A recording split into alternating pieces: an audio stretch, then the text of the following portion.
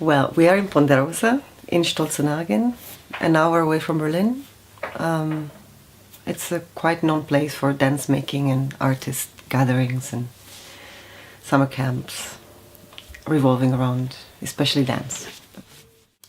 The question was, what characterizes and is maybe special about dance performances from Berlin? I wrote it and I didn't edit it. So I'm really interested in oracles lately, so I treat anything as a form of divination. The city is a dance. We are reverberating its vibrations.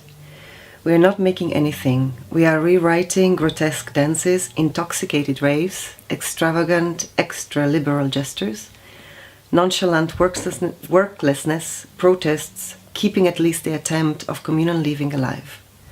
The drag bars, the sex clubs, bodies affirming their unruliness or sobering up to the distance of design and of fine, exquisite, abstract speculations. We are here and feel alive, and we think too much about context and are scrupulous, as we are also dominated by theoretical language and so incredibly exhausted and excited. It's a state of amazement and fatigue and dissent and laziness and horniness and preoccupation for the personal and what surrounds it, for how we use language, for how we have sex, for how we decide to believe in something. Let's believe in something. Help me believe in something. Could just be the color blue. Everybody dances in Berlin. I am part of that dance and I do not own it. This is a gentrified city, it's a gentrified dance. The polyrhythm of the city surfaces is being flattened by uniformed linear streets, where all the empty lots are occupied. There is a warning in that, order and control and design. I have a question about that, but I don't care about aesthetics. The more diverse the better, as long as they are talking to me, to us, the dances, and are not conversing with a book. I feel compelled to become a citizen and ask myself how urgent it is to learn real and direct political participation through art, not knowing how to proceed yet. It's strange that everybody's buying a house. Germans and Berliners are not traditionally property buyers. There is a Schloss being built and it smells like the Restoration. These are warnings. Berlin is a terrain to practice resistance and surrender through peace and keep fit and keep poor enough to be happy. It's totally possible that uniforms will storm us out of our own performances one day, like in cabaret. They are strangling us. Fascism is happening, and so is fear and the oblivion of history. I feel surrounded. I feel I cannot go anywhere else. So I dance the Berlin dance. What is a gevatter for you in your work or in your way of working, be it human or non-human, concerning methods, ethics, people, or media genre? Okay. And here's the oracle. There is only togetherness in my view, a felt continuity with the fabric of the living. Companionship is a state of being for me, or a complete ignorance of solitude. I only work with people. I like to call for gatherings and keep dance a social form of sort. Always co-authored. Then there are the invisible people companions, the ghosts, the dead, the distant, the heroines and heroes, the fictitious self-made ancestors.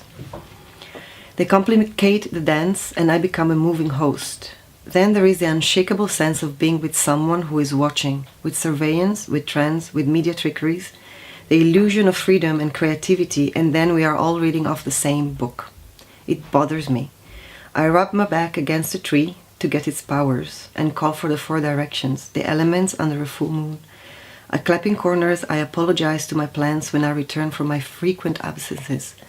I feel associated to the now rare empty lots around the city, with cypresses that I miss so much, with small boats, and the fault lines of high mountains. A dear card is a hermit, Arcanum number 9. Black tape, people crack up in laughter, fresh laundry. I definitely always feel like a visitor. My current ambition is to become with, so I can dissolve. My dance will become a subtle light change or driftwood.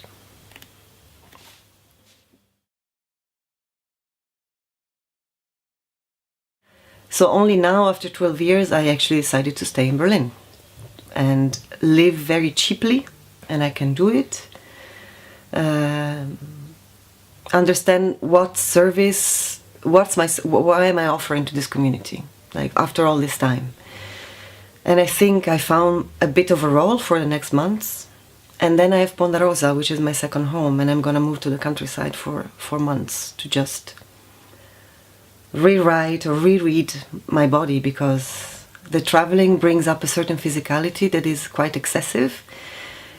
So if we talk about movement, you're often either in what I call, or my teacher calls, the underbody, so you're kind of collapsed, or you're like, hey, you're on top of it. So I experience a strong schism to the point of almost losing it. And so I have to invest time to find the middle ground. Otherwise I stop dancing. So I have to find another dance. And it is challenging to go, okay, I live off little money, but I have infrastructure that I've invested in with participating in work, offering exchange, that supports me. So it's really important to find communities, you know. I can only tell you, I did recently, Anna Nowicka invited me, Jule Friel, and Herman Isaac to do an improv in Warsaw. And at the end of the improv, we had a conversation with the public. And this is not specialized audience, here and there, but people also with children and all. And it was interesting because when we were explaining, basically you find yourself in this situation to kind of gently back up contemporary dance in its mystery. I realized that while we were talking, we all referred to context, to body politics, to a concern to be intelligible and have direct address to people, to be able to shift register, to not be attached to any aesthetic, to be in an experiment. And then they clicked, and I was like, hey, we're from Berlin. So in that sense, I realized that despite the scatteredness and, wow, everything is always changing, I lost track, I'm totally confused about what's happening. I'm half the time not there, like everybody else.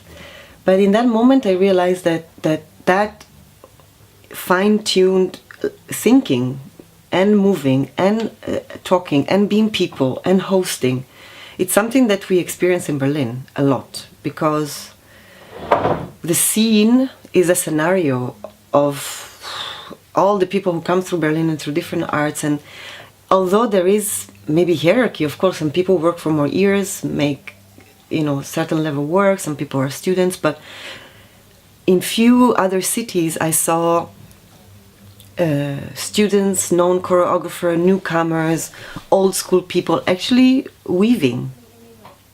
So it's still quite horizontal. In that sense, I recognize a privilege we have in Berlin, that is that.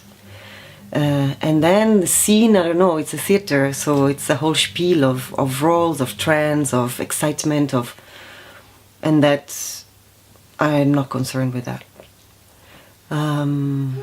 Community takes a bit more responsibility than just appearing, you know.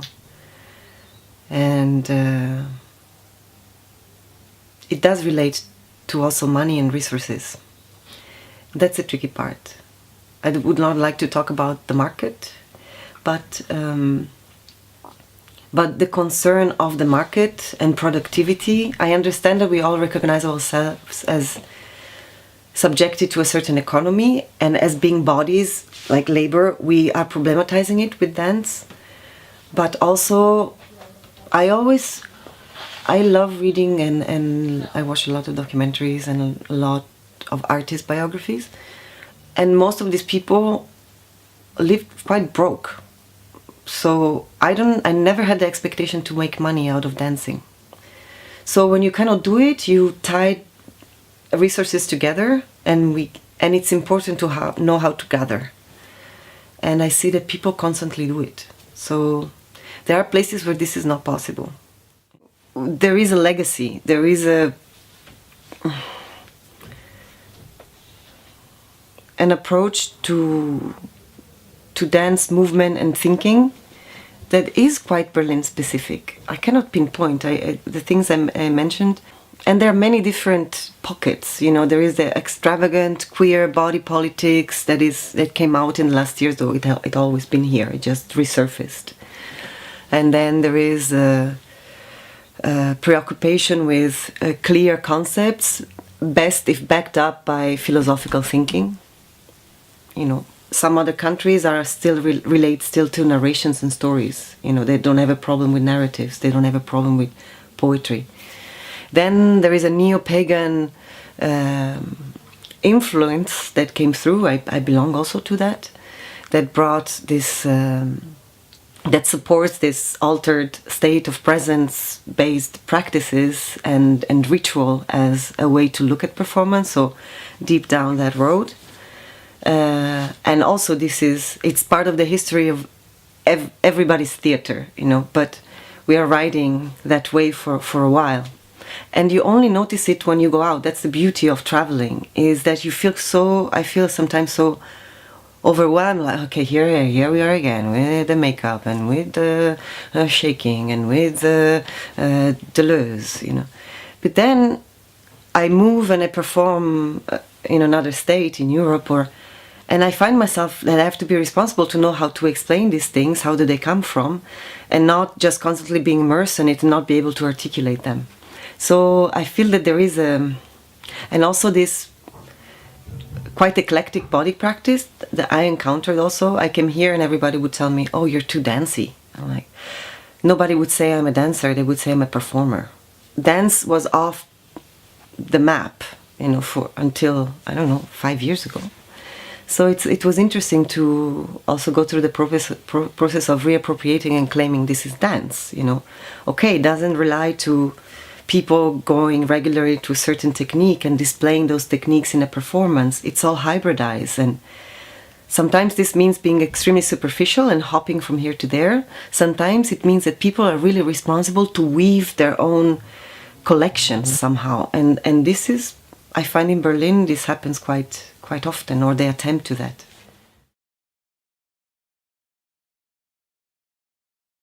Since 8 years, more or less. Yeah, the big crisis moment. I think we're all training to deal with precarity. And the conversation I'm most engaged with is the one that concerns conditions. So I don't have an answer about, you know, warnings against professionalization. There is a beautiful letter of Yvonne Reiner writing to young dancers to go like, don't go to school, like otherwise you get schooled. And you carry around that system, which helps you to find your way, but then you should be a visionary. So I believe that. But conditions is really interesting because let's say that we are visionaries and we move out of pleasure, curiosity, and a bit of rage, because it is a bit scary to feel the ground always moving. Then I guess you encounter a situation, which is a place, which is a collaborator, which is a fantasy, and you see what's possible within those conditions. If it's a theater, maybe you try to push the edges for what another format could be. So I think it's more in response to situation, to themes, than maybe because I don't understand it. But in terms of like choreography as writing and as a, you know, device, a theatrical device, I don't have an answer for that because I didn't invest in that. So yeah, my experience of dance is less and less monumental the more I continue. So I feel more comfortable with context, situation, a group of people come together and they attempt a vision, a statement, anything, you know. I meet many different people, and definitely some of them they are confronting the art market and they are forging an aesthetic to respond to that, and they have that conversation, and I'm not interested in those works of art. So I just smell it and I feel interesting research, but I feel a distance, and I'm not interested in the distance. I know that's the best way to make art, maybe find some distance to your artistic process or whatever. But I feel there is an urgency to understand how to be with people, how to trust the resources at hand and not call for names. You know what I mean? And I think, yes, it is a matter of inventing formats, inventing places. Berlin, it's full of rooms still that are actually legal, but nobody minds if you make a show or something in there. So, and then maybe that format gets picked up and it's interesting and you get funding for it. But it's a matter of invention or reinvention. So, and I don't want to be an art administrator. I'd rather be poor in a studio. I don't want to think of a process while I'm doing another one, and the chain reaction of application, I'm not fit for that.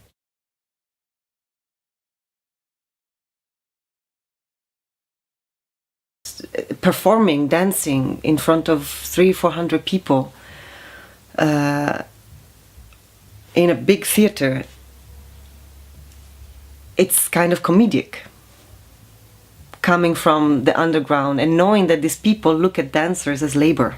That's very hard, because nobody would think that we make work together with Meg, though she acknowledges it, and everybody does their work. She is a choreographer, I am an interpreter performer. So, but there is a complete ignorance about the dancer's intelligence and how much time we spend in thinking, in writing, in engaging, in healing, in taking care.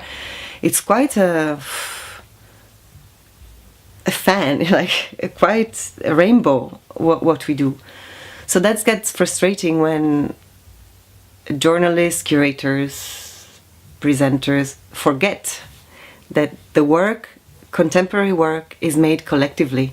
So you're like, why do we are hundreds of people in corners, in meetings, in interviews, problematizing the fine facades of dance making and thinking and engaging with the world. Because we're talking about economy, maybe we're not super specific term, but we talk about feminism as socialism. So how do we engage with resources? I mean, and then you're there and you are labor often.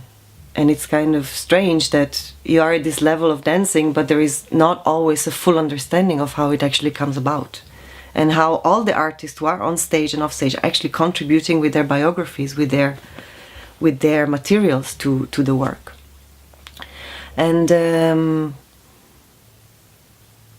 I understand that the need of the wish for people to work with a master in choreography, in thinking, in research, and that these figures are less and less because the infrastructure of a company doesn't exist anymore. So then we have to learn from each other. I don't know if there's no master, what you do? You become your own master and you do your best. So what you talked about once about being amateurs. Yeah, I think we have to find our own validation and be serious about it and call each other out maybe sometimes on certain things.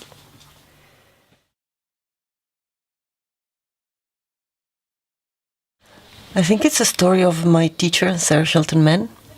She is 72 now, she lives in San Francisco, and she was kicked out of college because she was pregnant, and she met this woman, Francesca Boas, I think, and she hosted her at her house, and she was giving classes for mixed white and black people, which back then was pretty scary, especially in the south of the States. And the Ku Klux Klan was also put a poster out to seek her out. And she would give these classes with children and people, and they would spin for hours until they would faint. They would spin, spin, spin, and jump and run until they would be out of breath. And they would jump, jump, jump, and they had to say, "This is crazy, this is crazy, this is crazy, this is crazy." So I think it's the mixture of, the death of dance, the dance of death, where we are all equal and it's over, A mixture of the dance around the edge of the crater that Henry Miller describes at a point. It's like, well, at least it's a dance, So it's a bit of a mourning and a celebration, and that's my kick.